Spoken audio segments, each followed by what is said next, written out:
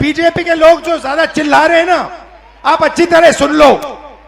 हमने अभी सिर्फ कर्नाटक का सबूत दिया है, हम आने वाले समय में लोकसभा का सबूत देंगे, हरियाणा का सबूत देंगे, बाकी प्रदेशों का सबूत देंगे और यह साबित कर देंगे कि बीजेपी आरएसएस वोट चोरी कर कर चुनाव जीतती है।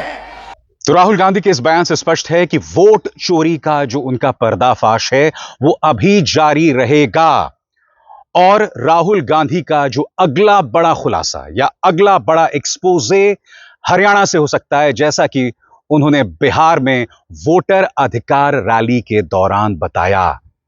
इसमें दो राय नहीं है दोस्तों कि तेजस्वी यादव और राहुल गांधी उग्र हैं और भारतीय जनता पार्टी भी उन्हें टारगेट करने का कोई मौका नहीं छोड़ रही है।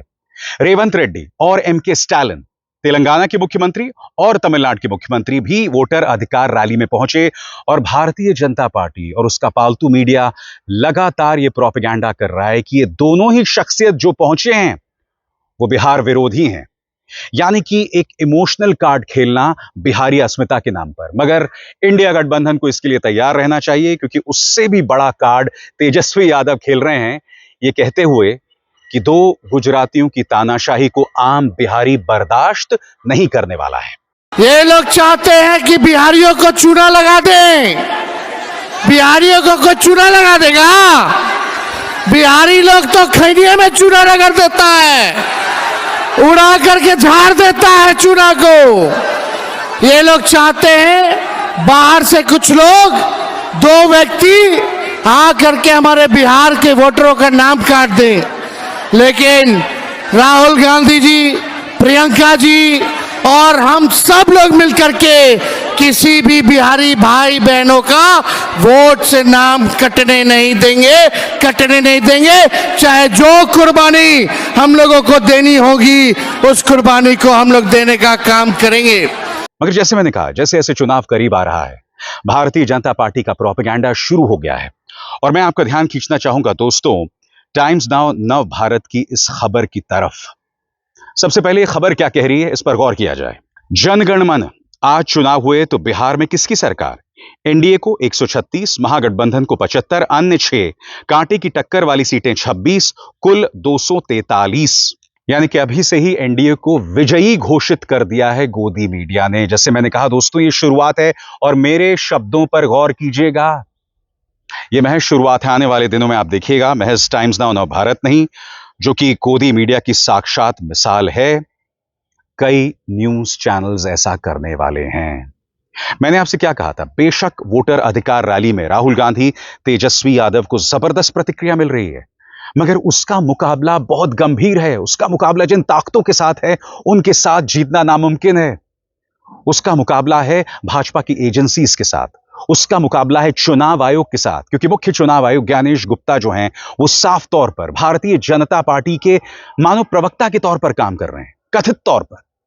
आपने उनका प्रेस कॉन्फ्रेंस देखा था।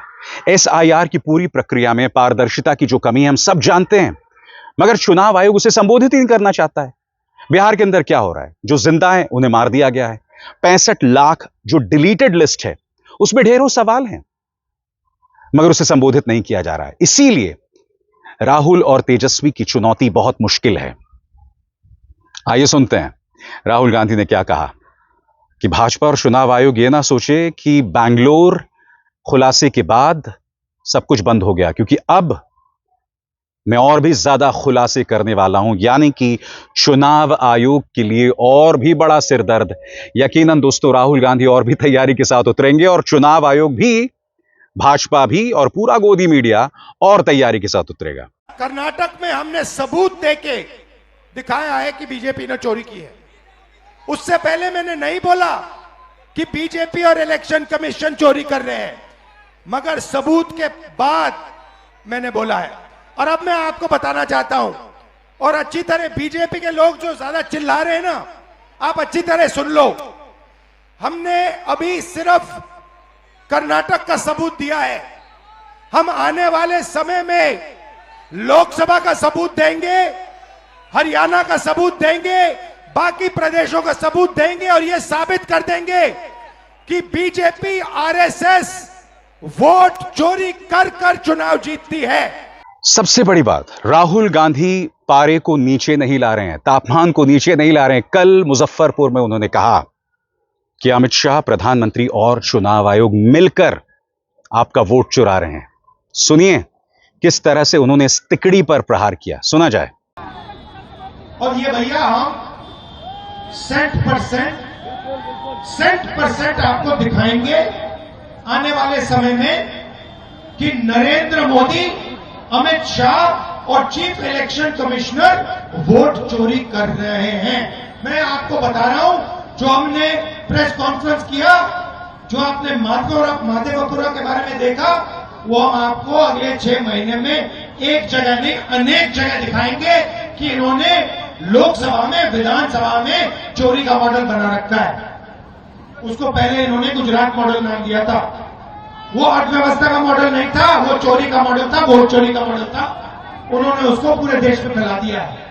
इसीलिए हमने ये यात्रा की, वोटर अधिकार यात्रा, और इसने बिहार के हर व्यक्ति को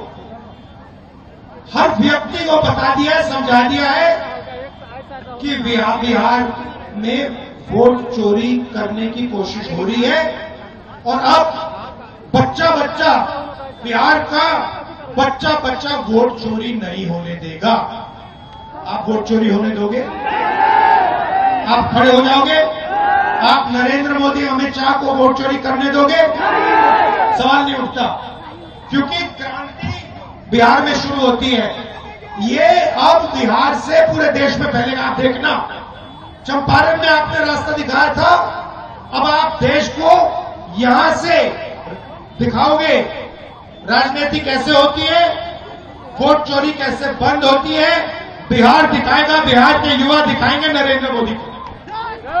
और जहां राहुल गांधी तिकड़ी पर प्रहार कर रहे हैं, वहीं तेजस्वी यादव बिहारी अस्मिता का मुद्दा उठा रहे हैं।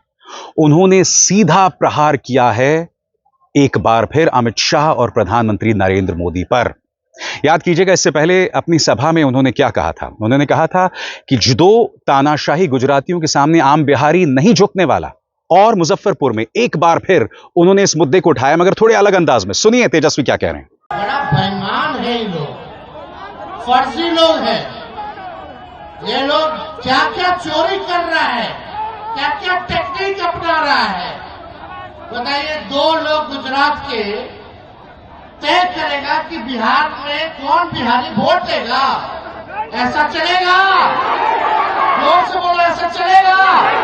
नहीं चलेगा ना। तो इन लोगों को सबक सिखाना है, इन लोगों को सत्ता से बेदखल करना है। अगला सरकार महागठबंधन का बनाना है ना। ऐसे भी हमारे चाचा हाईजैक हो रखे हैं, अचेत अवस्था में है। अब सरकार जो है, मोदी जी और अमित शाह जो है, वो चलाने का काम कर रहे हैं। अब हमारे चाचा का एक बाल जो है खत्म हो चुका है। बिहार सरकार पूरी तरीके से भ्रष्टाचार में डूब गई है। 80,000 करोड़ का घोटाला हुआ, कोई हिसाब किताब नहीं किया गया। ये सीएजी के रिपोर्ट में आया। लगातार अपराध बढ़ रहा है, डेली हत्या हो रही है। बताओ, सीतामढ़ी में अपराध बढ़ा है कि नहीं बढ़ा है? घूसखोरी बढ़ी है कि नहीं? थाना चले जाइए, ब्लॉक चले जाइए, घूस देना पड़ रहा है कि नहीं देना पड़ रहा? आवासीय प्रमाण पत्र बनाओ तो घूस दीजिए, जातीय प्रमाण पत्र बनाओ तो घूस दीजिए। ये भ्रष्टाचारियों को हम लोगों को मिलकर के सबक सिखाना है और एक नया बिहार बनाना है। और आगे बढ़ने से पहले एक जरूरी संदेश। मेरे कार्यक्रमों के लिए आप नोटिफिकेशन का इंतजार मत कीजिए, मेरे चैनल में जाइए और खुद जाकर कार्यक्रम देखिए और रहिए अपडेटेड। और हां, ज्वाइन कीजिए मेरा चैनल, देखिए यह जरूरी संदेश। स्वतंत्र और आजाद पत्रकारिता का समर्थन कीजिए, सच में मेरा साथी बनिए। बहुत आसान है दोस्तों, इस ज्वाइन बटन को दबाइए और आपके सामने आएंगे ये 3 विकल्प, इनमें से एक चुनिए और सच के इस सफर में मेरा साथी बनिए। यानी कि तेजस्वी भी समझ रहे हैं कि किन मुद्दों के जरिए प्रहार किया जाए। इसी तरह से राहुल गांधी प्रतीकों का इस्तेमाल कर रहे हैं। बकौल राहुल गांधी, बाबा साहब ने हमें यह संविधान दिया और इस संविधान में दलितों और वंचितों के लिए सुरक्षा का प्रावधान था, मगर देखिए किस तरह से 65 लाख लोगों को गायब कर दिया गया। राहुल सवाल पूछ रहे हैं, आखिर क्यों? सुनिए उन्होंने किस तरह से अपनी बात रखी। मेरे जो दलित भाई हैं, आप भूलिए मत, यह संविधान अंबेडकर जी ने देश को दिया है। यह कोई मामूली किताब नहीं है, यह हमारे लिए पवित्र किताब है। यह किताब हिंदुस्तान की किताब है, हमारी सोच की, हमारी विचारधारा की किताब है। और मैं सिर्फ सारे के सारे दलित भाइयों से कहना चाहता हूं, आप याद रखिए, आजादी से पहले आपकी क्या हालत थी। आपको अछूत कहा जाता था, लोग आपको छूते भी नहीं थे, मारा जाता था।